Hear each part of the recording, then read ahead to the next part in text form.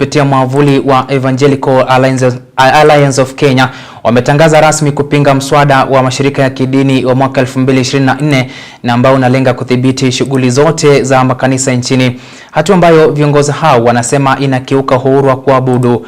Mwenyekiti wa EAK Charles Isaboke akisisitiza kuwa makanisa yana uwezo wa kujidhibiti kupitia miavuli iliyopo.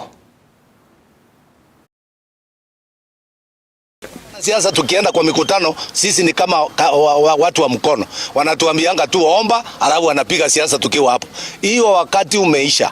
Wakati wa kutumia wachungaji na kanisa imeisha. Si 2027 inafika. Sasa ndio mtakuja kanisani tuwaombee, mtakuja kanisani mkue wazuri. Sasa ile tumewaweka pale tena mnatugeuka. Na sisi sasa tunawageuka, tunasema hiyo bill haitakubalika Kenya.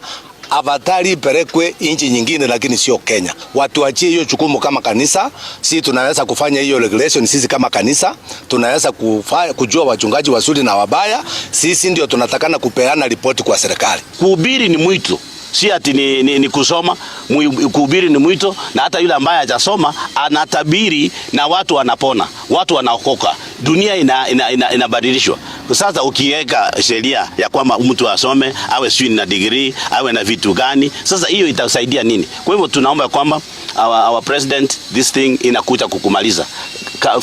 Tupa mbali, ita wa Kristo waseme vile wanataka ku regulate themselves. Si ati wawe regulated na watu hata wengine si wa Kristo, hata hawajui Kristo ni nini. Kwa hivyo tuangalie kwamba tusingilie masuala ya imani, tuangalie tumie viongozi waliopo vile ambavyo wenzangu wamesema, ili ya kwamba tuwe na amani nchini Kenya, tusitilafiane, kwa sababu sisi wa Kristo tunaamini, tunamtii Kristo, na jambo lolote ambalo litakwenda kinyume na Kristo wetu, sisi tutabaki kuamua kuwa na Kristo. Afadhali tutupe kwenye tundu la simba ama kwenye moto kuliko kuinamia